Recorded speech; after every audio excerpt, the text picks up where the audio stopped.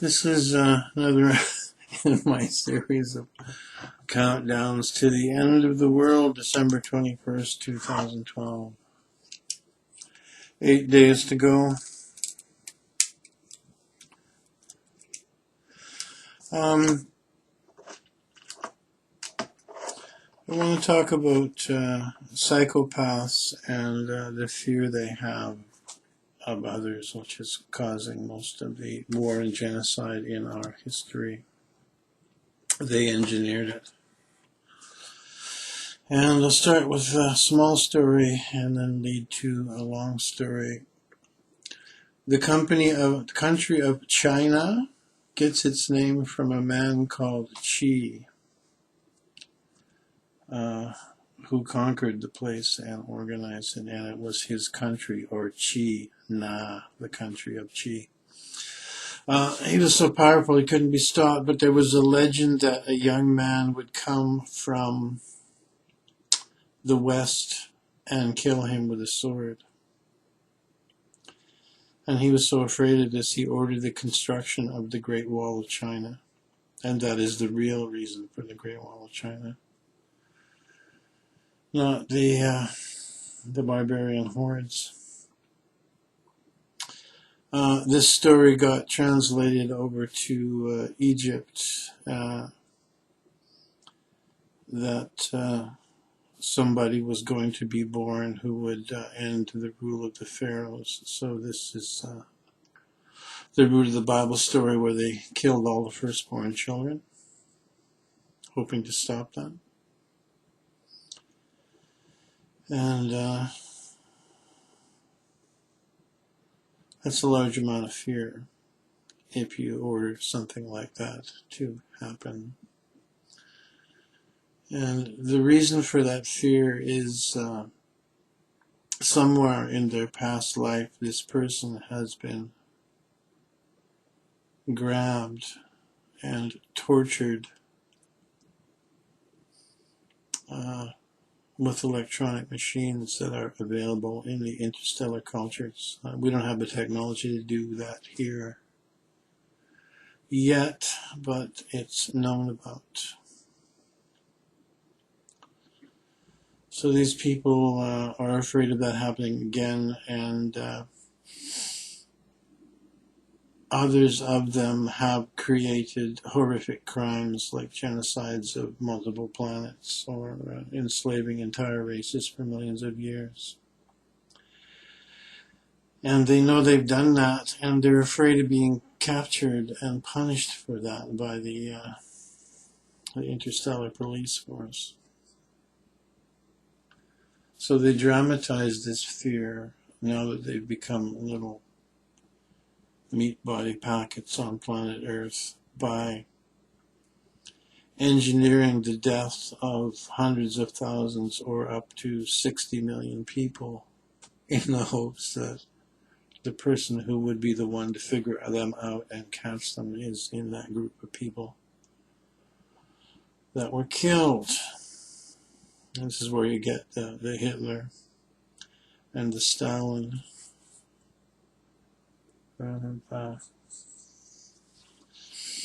Assorted evil popes and emperors and kings who slaughtered millions of people.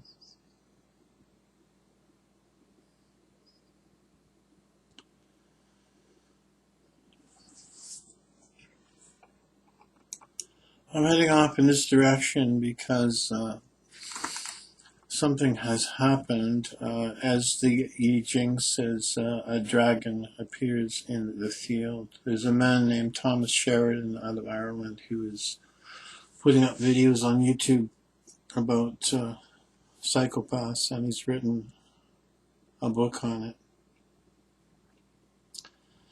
And it's hard to get a handle on something unless you have something you can compare it to. Which is a piece of philosophy called the datum of comparable magnitude. So he is correct in his assessment.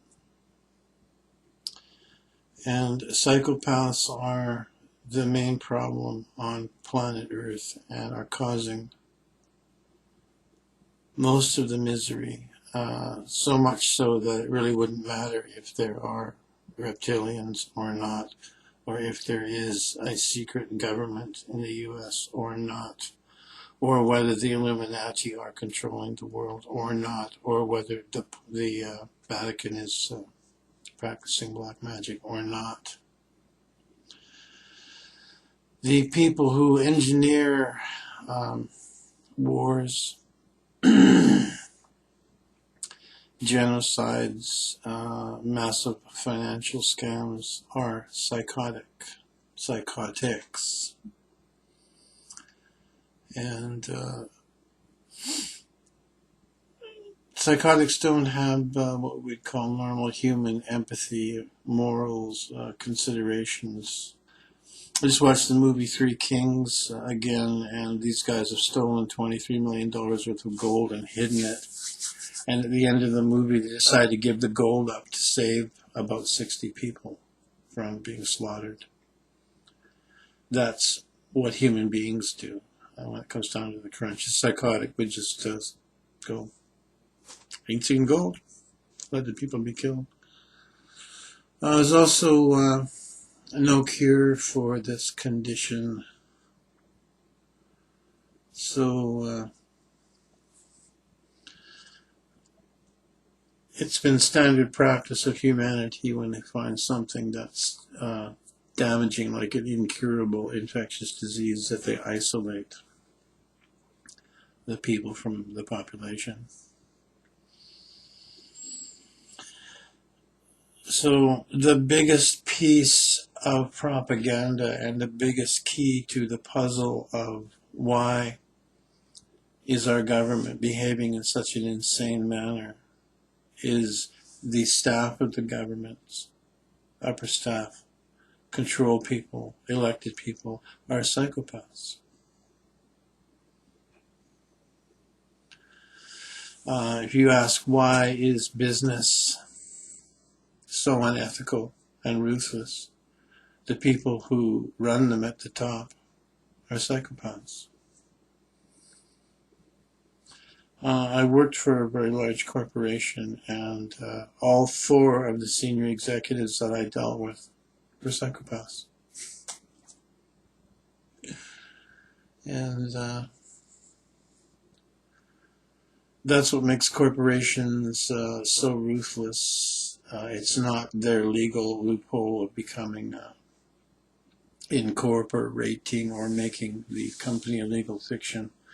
That's done so the officers have impunity from having their personal money, houses, and cars taken as payments if there are lawsuits against the company committing crimes. So please go and look up Thomas Sheridan and watch his longer video.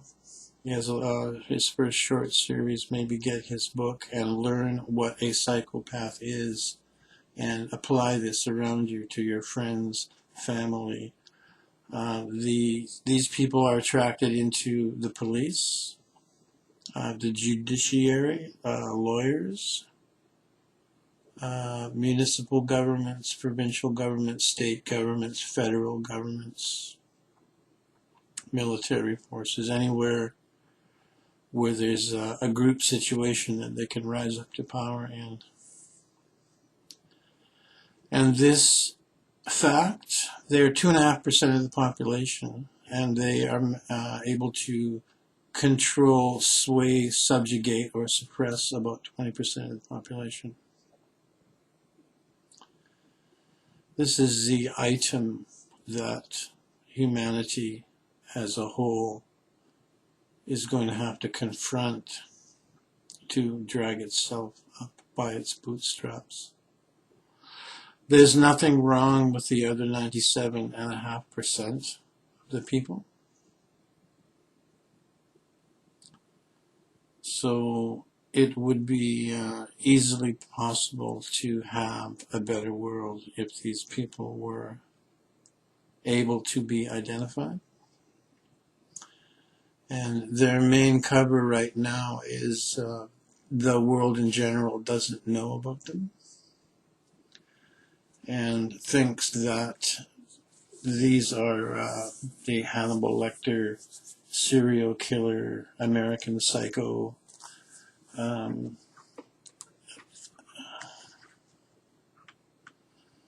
I can't remember the guy from Psycho, Tony, Mr. Bates, the Bates Motel, that they're like that, but they're not like that. There's very few of them are like that. Most of them are quasi-invisible because they make sure that they're not visible. But if you know the traits, you can identify them and get them out of your marriage and get them out of your business and get them out of your life. And things will go better. And since there's no cure for this,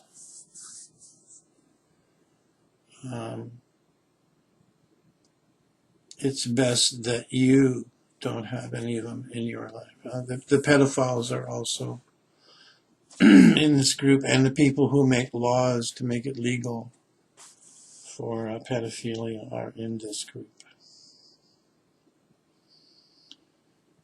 I'm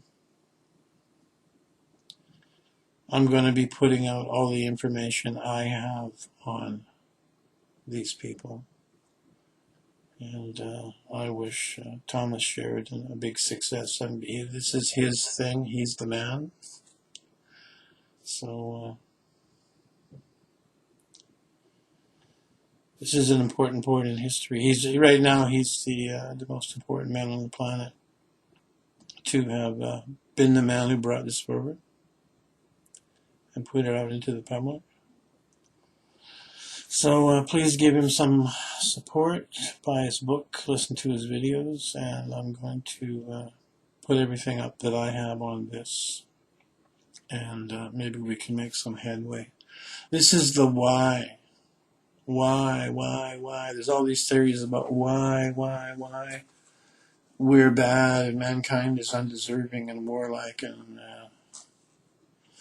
just basically undependable and dangerous. And it's the psychopaths running things that make it look like that.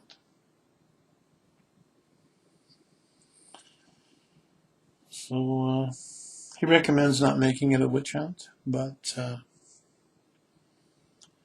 these people cause emotional damage, financial damage, political damage, and death. So it's critical that we include confronting the fact that they are there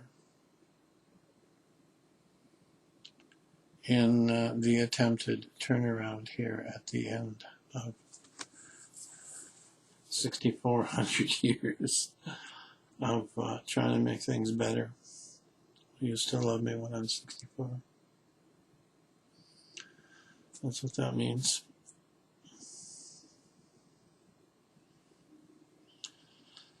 Well, this has been going on since Egyptian times. And my viewpoint on what causes this is different from Mr. Sheridan's, but I'm just going to put it out there. Since it's incurable, it doesn't really matter what the cause is. But I think it's critical that all the data goes out there and it becomes part of the lexicon of information. I don't think this is a subspecies of mankind.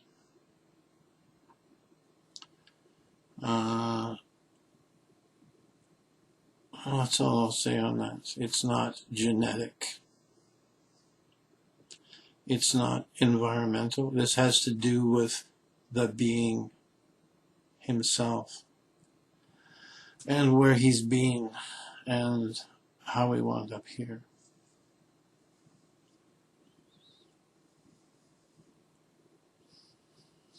Okay? So before they end the world on us, before the world is ended for us by crossing the galactic plane, please see a look at his video on YouTube. Okay. I just looked across my vast library room here and saw the book I wish I had in hand, so now I have it in hand. This is the basic reason.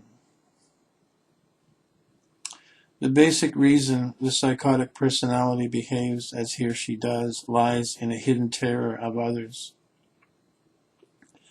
To such a person, every other being is an enemy to be covertly or overtly destroyed. The fixation is that survival itself depends upon keeping others down or keeping people ignorant. If anyone were to promise to make others stronger or brighter, the antisocial personality suffers the utmost agony of personal danger. The reason that if they are in this much trouble with people around them weak or stupid, they would perish should anyone become strong or bright. Such a person has no trust to a point of terror. This is usually masked and unrevealed. When such a personality goes insane, the world is full of Martians or the FBI, and each person met is really a Martian or an FBI agent. But the bulk of such people exhibit no outward signs of insanity. They appear quite rational. They can be very convincing.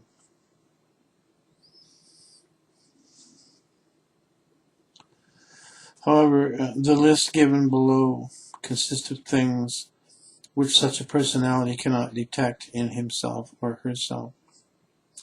This is so true that if you think you find something of yourself in one of the lists, you most certainly are not psychotic. Self-criticism is a luxury the psychotic cannot afford. They must be right because they are in continual danger in their own estimation. If you proved one wrong, you might even send him or her into a severe illness.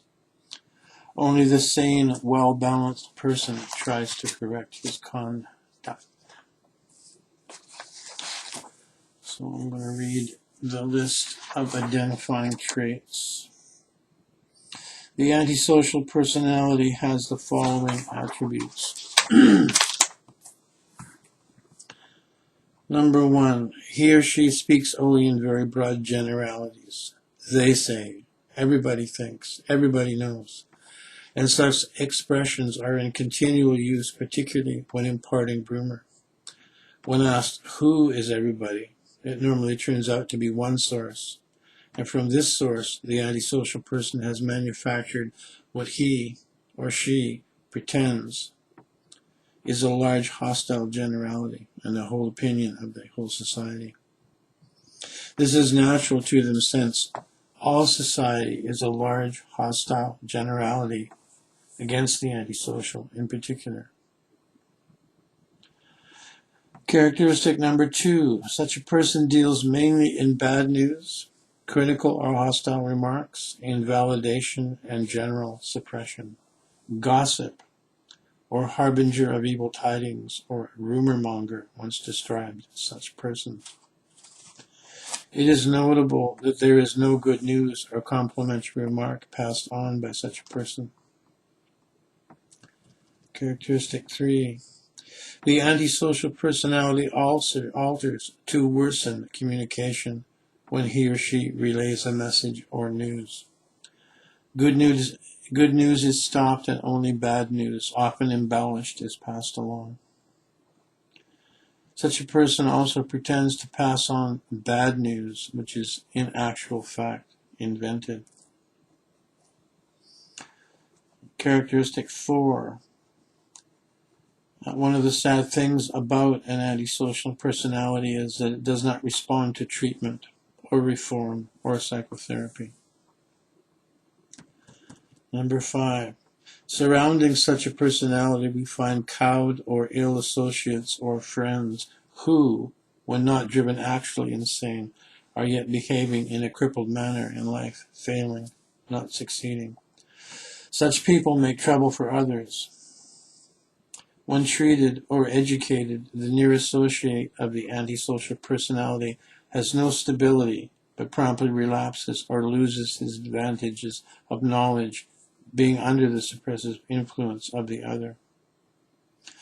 Physically treated, such associates commonly do not recover in the expected time, but worsen and have poor convalescences. It is quite useless to help or train such persons so long as they remain under the influence of the antisocial connection. The largest number of insane are insane because of such antisocial connections and do not recover easily for the same reason. Unjustly, we seldom see the antisocial personality actually in an institution. Only his friends and family members are there. Trait number 6. The antisocial personality selects habitually the wrong target. If a tire is flat from driving over nails, he or she curses a companion or a non-causative source of the trouble. If the radio next door is too loud, he or she kicks the cat. If A is the obvious cause, the antisocial personality inevitably blames B, C, or D. I saw a psychotic hotel owner going striding through the lobby of his hotel in his $2,500 suit, and there was a little old guy there mopping the floor, and he strode past him and said, "What time is it when it's 3 o'clock?" And the old guy was, confused. Said, "What's going on?" What kind of that? This is just something he just tossed off into the guy's universe. Number 7, the antisocial cannot finish a cycle of action, which is start something, do the changes necessary to get to the finish, and stop. Such become surrounded with incomplete projects. Number 8, many antisocial persons will freely confess to the most alarming crimes when forced to do so, but will have no faintest sense of responsibility for them. Their actions have little or nothing to do with their own willpower. Things just happened. They have no sense of correct causation and particularly cannot feel any sense of remorse or shame, therefore. Number 9, the antisocial personality supports only destructive groups and rages against and attacks any constructive or betterment group.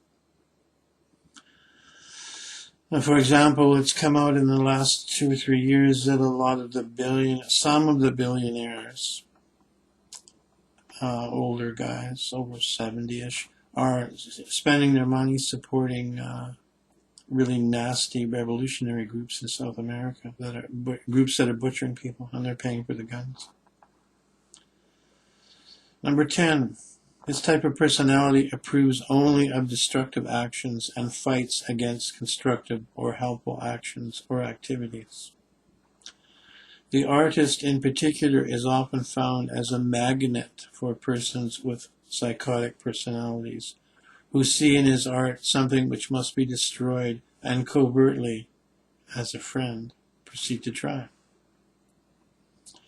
Helping others is an activity which drives the antisocial personality nearly berserk. Activities, however, which destroy in the name of help are closely supported. The antisocial personality has a bad sense of property and conceives that the idea that anyone owns anything is a pretense made up to fool people. Nothing is really owned. This is a checklist you can apply to people and see what you find. Oh, I forgot the psychiatrists. Psychotics deal with doing people in. Their whole mission in life is destruction.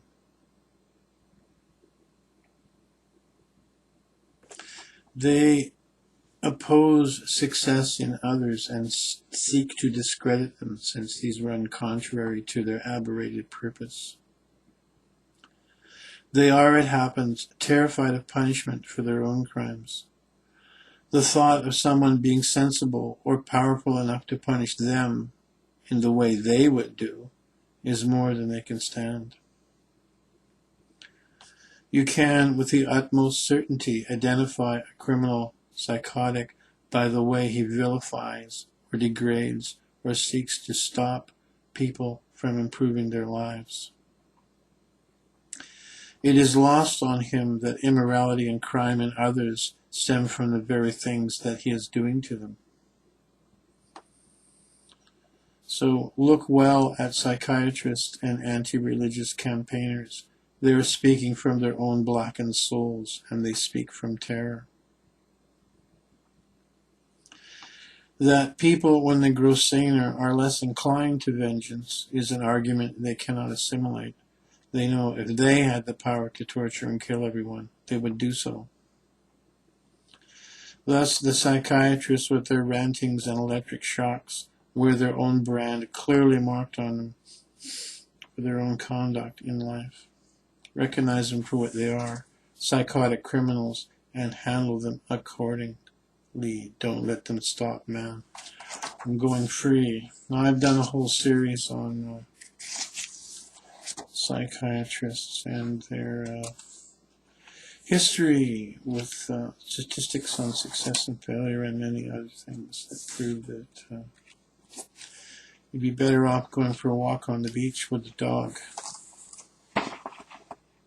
and take a frisbee.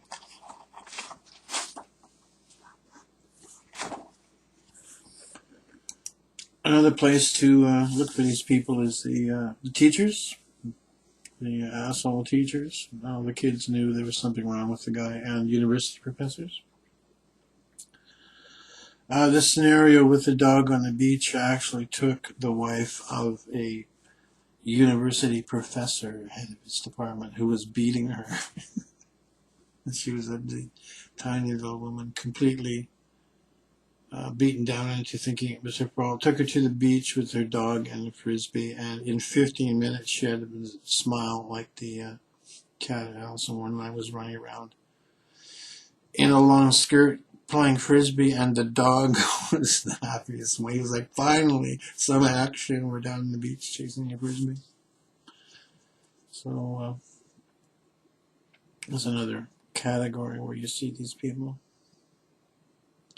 I had a psychotic physics professor, very, very, very mean and invalidatory.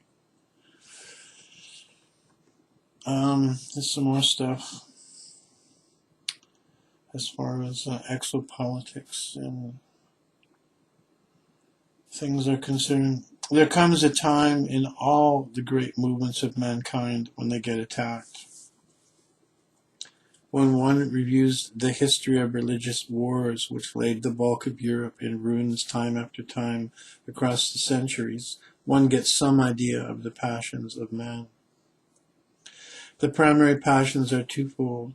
One stems from the decent impulses of man, the effort to do and to be something good, to accomplish a resurgence and reforms that are worthwhile, while the other is the evil hatred of the status quo, who in their violence oppose all who would question their right to oppress, maim, and kill. The first impulse comes from the very heavens. The second is born in the depths of hell. All things worthwhile have to be fought for. Every decent impulse in man's history has been opposed. The fate of the entire civilization is decided on the issue of which one wins. No single human being can stand aside from the fray, a spectator wondering who is going to win. It is his own fate that is being decided. Will he in the future have a decent life, or will he be crushed down into the mud? Will the decent impulses of the civilization triumph, or, in defeat at the hands of evil, have to wait again for another chance, another time?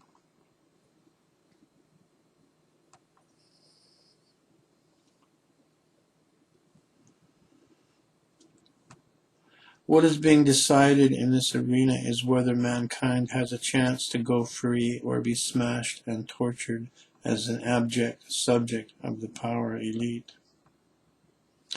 The issues are extremely clear-cut. There was no argument there.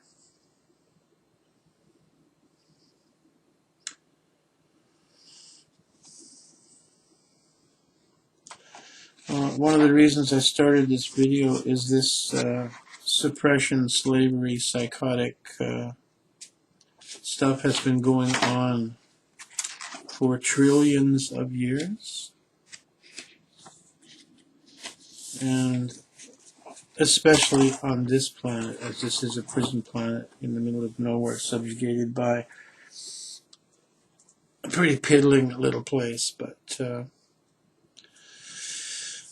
you're living lifetime after lifetime as a slave to psychotics, and it's gone on for trillions of years. If you were ever to find that out, you'd probably, I was going to say go insane, but you just couldn't confront that. It would have just a devastating effect on you that might last for 2 or 3 lifetimes before you could actually hold your head up again. And that does happen. And lately, freedom is being offered again. It's not being taught in the government-run schools. It's not being talked about in the Vatican-owned Encyclopedia Britannica. But it is mentioned in our historical documents that at the beginning of the age of Aquarius, something good might happen. And that's the only thing that's happening on December 21st is the beginning of a new flavor of emanations coming down to us from the galaxy. And the correct quote from the Bible, Jesus said, "I will be with you to the end of the age." Well, this is the end of the age that he appeared in, and we're now entering into Aquarius, the water bearer, and there will be a different message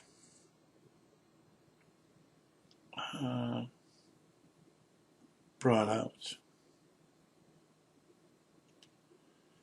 And that is all that is happening. And no, I don't think it's me. In case you're wondering. But these kinds of things that head towards the end of an unconscious mankind living in slavery to a group of psychotics who've managed to keep themselves hidden from our attention.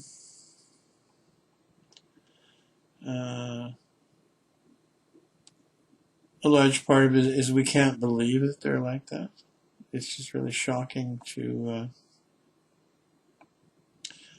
realize somebody is an alternate form of a human being who doesn't have the sympathy, empathy, that, quote, humanity. Dana Krall wrote a song about this, basically, Can I Trust You? Are you trustworthy? I don't know what it's called, but that was the gist of it.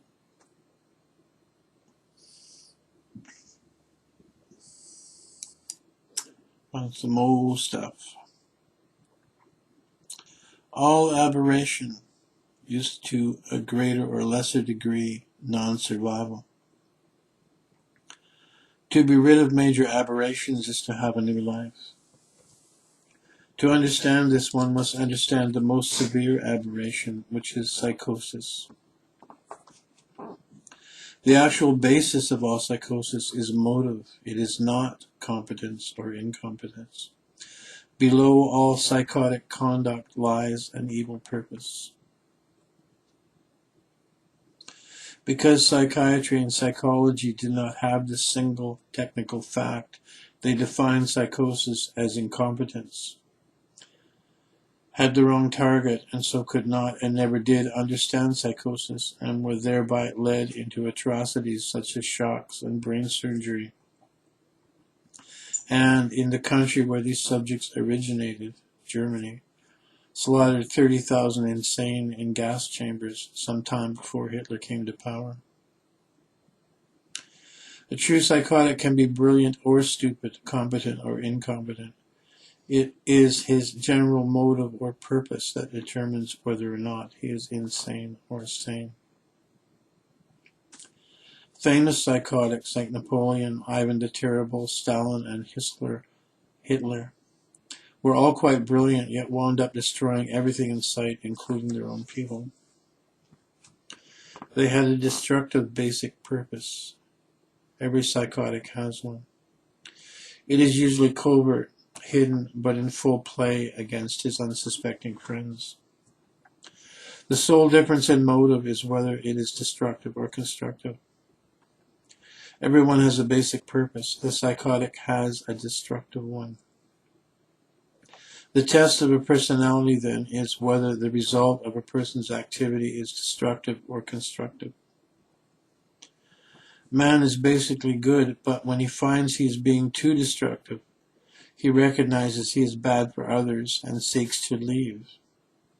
He will also try to become less powerful, ill, or to kill himself. The progress of psychosis, then, begins with a belief something is evil. This is followed with an effort to stop it. This stop becomes general. A basic purpose is then formed, which contains an evil intent. The being then goes on from disaster to disaster, seeking overtly or covertly to destroy everything around him.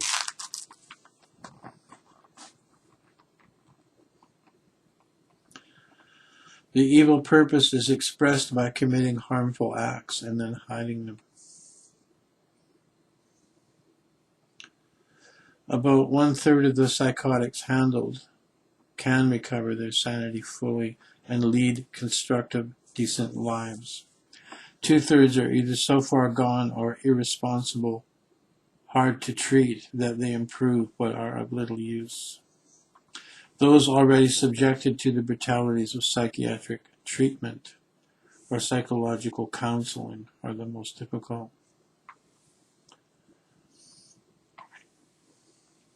Those who have been on drugs, particularly LSD-25, as developed by psychiatry, so their nurses could be able to experience what being insane feels like, around 1950, are very difficult cases. Well, this is related, and I've actually had this experience. This writing forgives the person for being like this, but I've seen that the evil intention is actually there, disguised as dumbness and incompetence. But I think you need to have this information. A technical advance has been made in relation to the inactivity, slowness, or incompetence of human beings. This discovery proceeds from a 2.5-year intense study of aberration as it affects the ability to function as a group member. The ideal group member is capable of working causatively in full cooperation with his fellows in the achievement of group goals and the realization of his own happiness. The primary human failing is an inability to function as himself or to contribute to group achievements. Wars, political upsets, organizational duress, growing crime rates, increasingly heavy justice, growing demands for excessive welfare, economic failure, and other age-long and repeating conditions find a common denominator in the inability of human beings to coordinate. The current political answer in vogue in this century and growing is totalitarianism, where the state orders the whole life of the individual. The production figures of such states are very low, and their crimes against individuals are numerous. A discovery, therefore, of what this factor is that makes the humanoid the victim of oppression would be a valuable one. The group needs such an answer in order to survive and for its individual members to be happy. This section is called Needing Orders. The individual with an evil purpose has to withhold himself because he may do destructive things. When he fails to withhold himself, he commits crimes on his fellows or other groups and occasionally loses control and does so. This, of course, makes him quite inactive.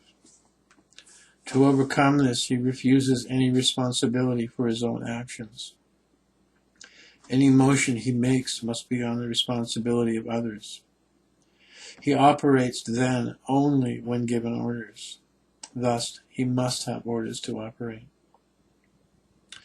Therefore, one could term such a person a robot, and the malady could be called robotism. Studies of perception undertaken in November 1970 reveal that sight, hearing, and other channels of awareness decrease in proportion to the number of antisocial acts,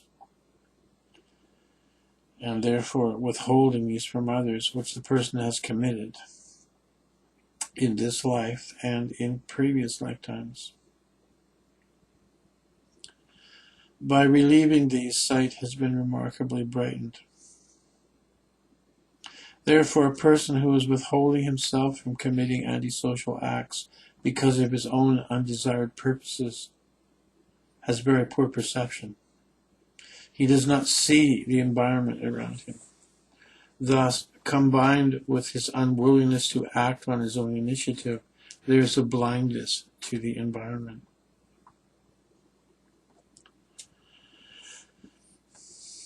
Since he does not act upon orders he is taking responsibility for, he executes orders without fully understanding them. Further, he executes them in an environment he does not see. Thus, when forced to produce, he will produce faulty products. These are called so because they are not in actual fact useful products, but something no one wants and are crimes in themselves, such as inedible biscuits or repair that is just for the breakage. Slowness. A person is slow because he is moving on other determinism, is carefully withholding himself from committing antisocial acts and cannot see anyway. Thus he feels lost, confused, or unsafe and cannot move positively. Because he produces faulty products, he gets slapped around or goes unthanked, and so begins a decline. He cannot move swiftly, and if he does, he has accidents, so he teaches himself to be careful and cautious. Group justice is of some use, but all it really does is make the person withhold himself even harder, and while a necessary restraint, nevertheless, does not bring a lasting improvement. Threats and heads on a pike, meaning examples of discipline, do, however, jar the person into giving his attention and channeling his actions into a more desirable path from the group viewpoint. Justice is necessary in a society of such people, but is not a remedy for improvement. Despite the viciousness of the truly insane, there is little or no real malice in the robot. The truly insane cannot control or withhold their evil purposes and dramatize them, at least covertly. The insane are not always visible, but they are visible enough, and they are malicious. The robot, on the other hand, does control his evil impulses to a great extent. He is not malicious. I personally don't believe that. I've seen the look in their eye when they stumble and break things, and they know what they're doing. His danger mainly stems from the incompetent things he does, the time of others he consumes, the waste of time and material, and the brakes he puts on the general group endeavor. He does not do all these things intentionally. He does not really know he's doing them. He looks in wounded surprise at the wrath he generates when he breaks things, wrecks programs, and gets in the way. He does not know he is doing these things, for he cannot see that he is.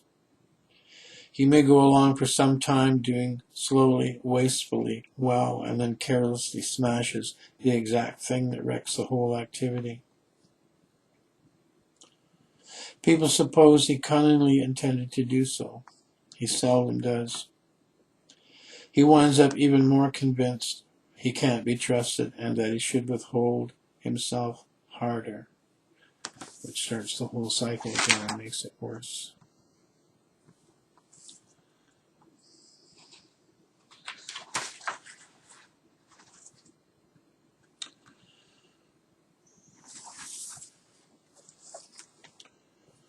A robot gives many false reports. Unable to see, how can he know what is true? He seeks to fend off wrath and attract goodwill by public relation boasts without realizing he's giving false reports. The robot goes into moral declines easily, since production is the basis of morale, and since he does not really produce much, left to his own devices, his morale sags heavily. Physical inertia. The body is a physical object. It is not the being himself. As a body has mass, it tends to remain motionless unless moves, and tends to keep going in a certain direction unless steered. As he is not really running his body, the robot has to be moved when not moving, or diverted if moving on a wrong course. Thus, anyone with one or more of such beings around him tends to get exhausted with shoving them into motion or halting them when they go wrong. Exhaustion only occurs when one does not understand the robot. It is the exasperation that exhausts one.